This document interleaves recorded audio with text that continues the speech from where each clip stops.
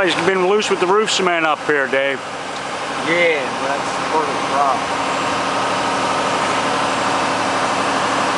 Wow. Let's see how the step flashings come off the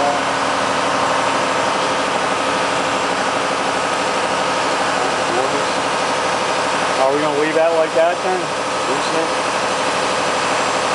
Yeah, what I find is when you can't get that out without doing like rebuilding the whole thing.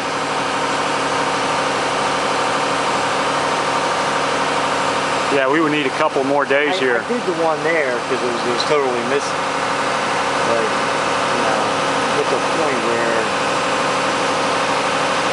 that's how much you want to rebuild versus just bring it back. Right. But, you know, what's happening is the tin comes down and it starts to fail in the corners. You see how it's like pulling off the wood. That's been all cemented on the side. Yeah, there's a lot of roof cement already involved in this roof. And for us to repair everything, we'd be here a week just doing the slate. What did you do right in here? This one here has like 1x8. It comes down on both sides. You only have the two rafters. It has 1x8 that split the rafter, and then it has the tongue and groove. This one here has 1x8. But they extend all the way past the rafters and just has a decorative 1x1, 1 inch by 1 inch piece on the sides. So basically this one got replaced with the other, and then so you got 1, 2, 3, 4, 5, 6, 7, 8. Put some of these in over here. Yeah, like here, 9, 10. Like you got about 12 just on this dormer roof. Well, a lot of these older ones, not a lot, but some of the older ones are actually from this door. Because the way the slate thing went, we didn't have... How many tiles do we have on here, Dave? Roughly. Nope. How many tiles did you fix on here? Place these, all the starters, and then... Everything down here got done? Everything on the bottom This whole thing was torn off up to 1, 2, 3, 4 courses. Okay, so you got 4 courses that were done in here, plus some odds and ends. Right. And over here you got another 4 courses, it looks like. And then several more up. And replace that one. And shimmed a couple over on the other side of that. Alright, so what I'm trying to understand is, we thought we were going up here to do like 15 to 25 slates. You got like 3 times that much in already. Yeah. Correct? Yeah. You got maybe, what, 50 slate in here right now? Easily, because I forget how many mic were all with them. And I picked up 35 today. So... You got about 50 plus. Do we need to put more in here? No, I don't. Do you think it's better to just draw the line right there? I mean, we got the integrity of the mansard back, right? Exactly. We're not going for the, you know, the restored look at this point. Save that for the day that we have to do everything. What it comes down to is exactly when you go for the whole thing, then you know, a lot of this you can save and salvage. A lot of it you can, but there's no sense digging that out now. There really isn't. As long going in between the dormers all the way. Yeah, you would be. If Kenny, what we're saying is, all the roof cement up in here, all this stuff in here. To correct that, we would be putting in slates from here all the way up and across and down, because you can't just dig in there without disrupting everything around it. And because you have roof cement on the dormer sides and at the party wall back in here, we just don't see the reasoning in making everything perfect this time around. We're just trying to get the integrity of the mansard back so that we don't have to worry about stuff dropping out of the sky hurting people.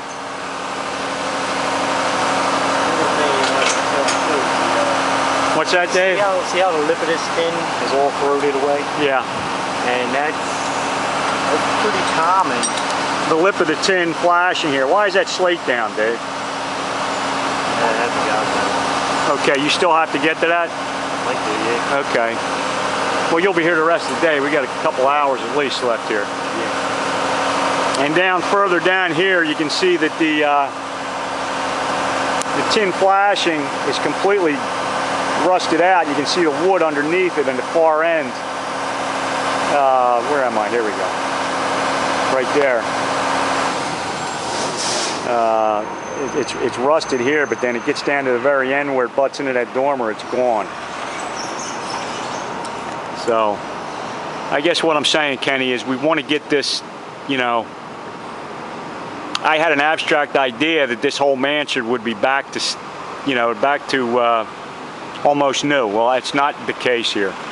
We're just trying to get it, now that I'm up here looking at it, you're just going to have to be happy with getting the integrity back to where everything's held together and it's not going to harm anyone. And it's not going to harm the building anymore either. It's going to be waterproof.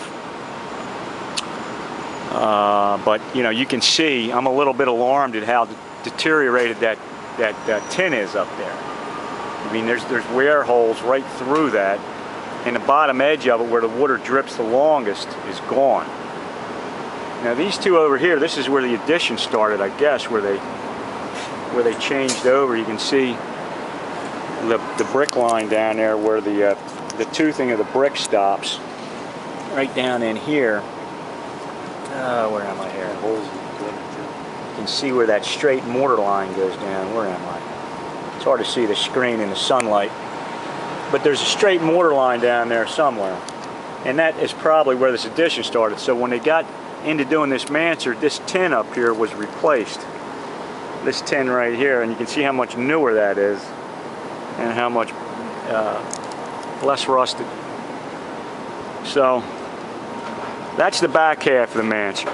We still have a few more pieces to replace here, but it's basically back to where it needs to be. You know, another thing that just blows my mind is these dormer sides, as Dave pointed out. The dormer sides are just exposed wood, and the step flashings just go right into that wood and are nailed to the side, and then it looks like somebody caulked it over the years. Well, any kind of wind-driven rain at all that goes against that wall is going to get right in and cause a problem down in this area. So I would expect that when this roof gets torn off to get carefully rebuilt under the auspice of our friends at PHC and everybody else that's going to have their opinion, that you're going to be in for some fun. That's just a guess, but I mean that's scary looking the way that's wide open. So the integrity's back. You've got it protected, and yeah, let's look at this bay roof over here. The bay roof is truly 90 pound, and it's completely deteriorated. I don't know why that's not leaking inside there, but you can see that that's open. It's just cracking all up.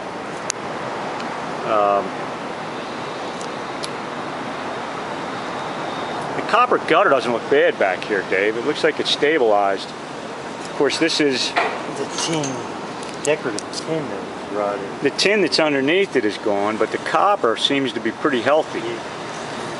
So that's a good sign. I mean, if you're looking to nurse this for many more years, the gutter back here will help you with that. So like I say, there's still a few more slates back here to repair, but all in all, this back half, as far as integrity goes, doesn't look bad. These dormer sides are scaring me though. They're just not right to be open like that. There should be a piece of wood on top of those steps and some kind of a protection system on that wood. You get the same thing over here. That wood looks a little less distressed.